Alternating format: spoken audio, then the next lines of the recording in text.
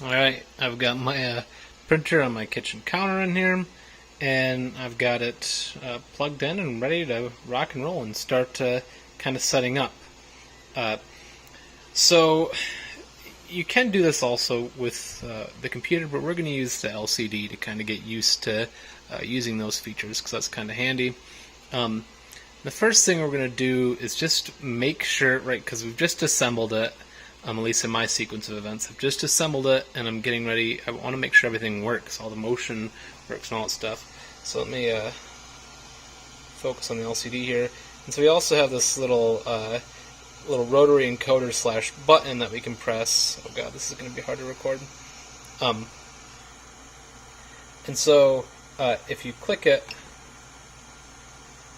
that'll bring you into this menu, and I want to go to motion and then select auto home.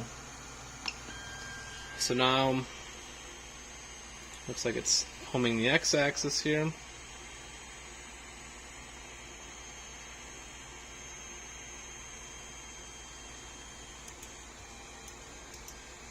And just home the y-axis. And now here comes the z-axis. So z is going to slowly move its way down.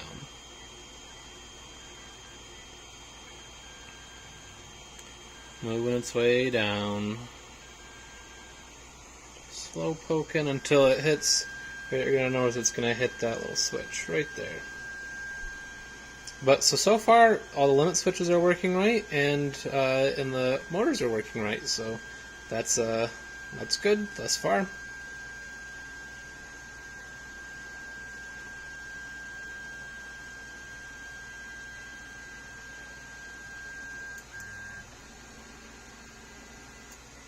There we go.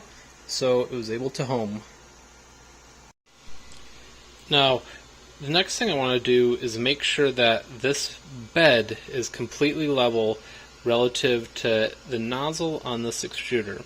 And so we should make sure that we have it cooled down, meaning that you can see here on the screen it's 21 degrees or room temperature.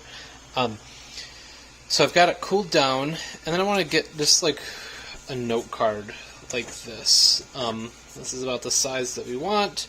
And I'm actually gonna, you can jog this thing around manually. In fact, I'll show you real quick how to jog this thing. If we click here, go to motion, move axis, and say we move in the x-axis.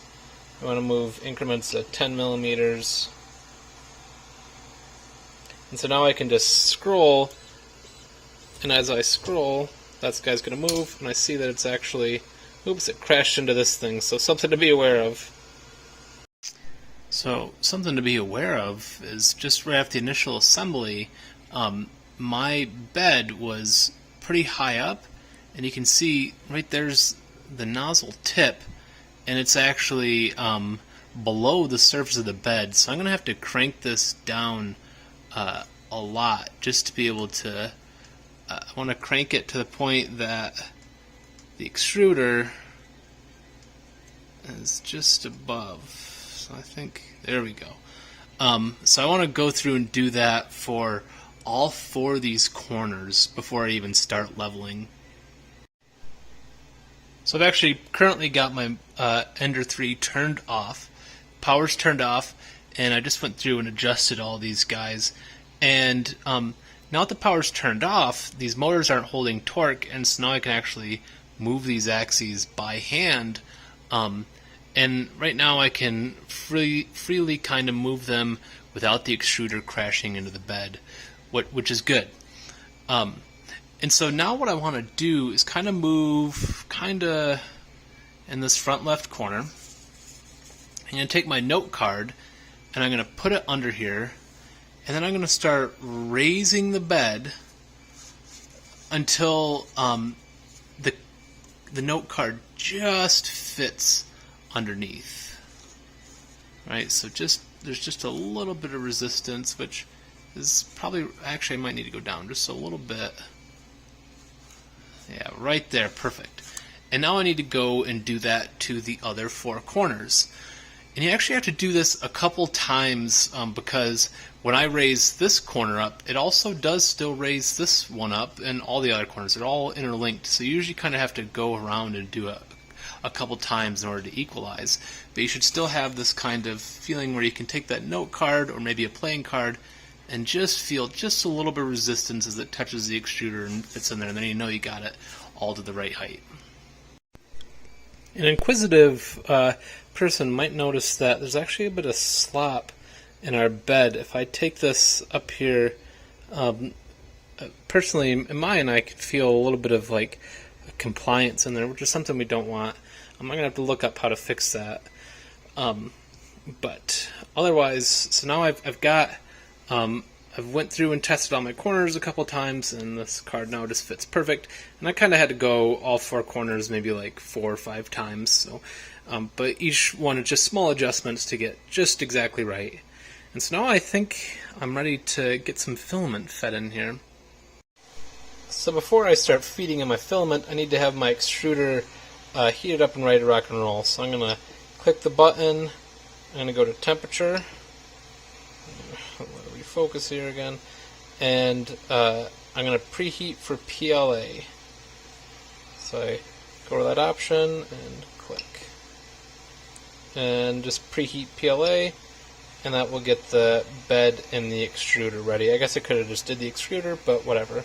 So now we can see at the very top, right? The very top is the set point. So the extruder is 200 and the bed is 60, and they're both heating up, and our fan is at 100%. So we're going to let things start heating up. So I've got my spool of PLA here, because that's what I'm going to print with, and it's got this little lock thing here that kept the plastic in, so I've pulled that out. And the thing is, usually the end of filament that's been stored for a while will be a little brittle, and that's because on the very end of the filament, there's all these like exposed ends of polymers and all that stuff. And what can happen is on that very surface, water can start to diffuse in there, and it'll really start to embrittle your plastic. So usually I go a couple inches in, and I'm going to use my side cutters and just cut right here.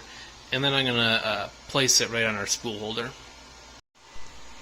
So I've got my white PLA on the spool holder here, and I've got it such that it can kind of spool out here. And then what I'm going to need to feed it in is I'm going to need to feed it in right through that hole there.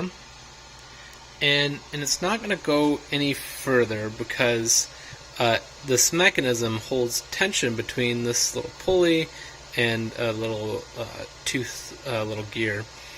So what we need to do is we need to squeeze in here, and by squeezing this relieves the tension, and you can kind of fish this guy and push it through here.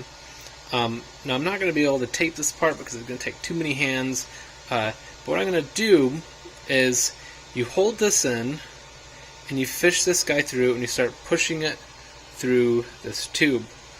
You push it through this tube, and as long as you're heated up, which now I can see I'm heated up to 200 degrees, I can actually start pushing that through by hand, by keeping the tension off of it, and my hand is what's creating the pressure, and push it through, and I should be able to extrude out this nozzle just like a hot glue gun. Essentially, I'm pushing it through. What I'm going to do though is I'm actually going to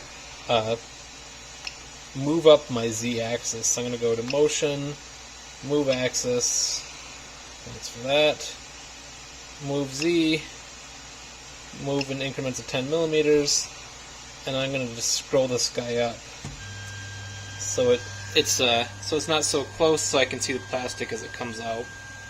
And so now I'm going to go through and start feeding the plastic in. If you're having a hard time feeding in your plastic like I was, a trick that I've found that works well, besides for not being able to focus, is using my side cutters here to actually cut kind of a point on this guy so it's not a flat edge, and that can kind of help things slide in a little bit easier. And there we go. I forced my plastic through, and eventually I could see it popping out the side of the nozzle. So that means I'm probably almost about good to start printing. I think my final thing I'm going to do is put a little layer of blue tape down. It's not necessary. I can't remember exactly for PLA. I'll have to look it up. But I always like to put blue tape down. I've got my layer of blue tape down. You can see I've got like just a couple little, like it's not like right up against it, but that's fine. And if I was doing a bigger print, I could go all the way to the edges. That's completely fine.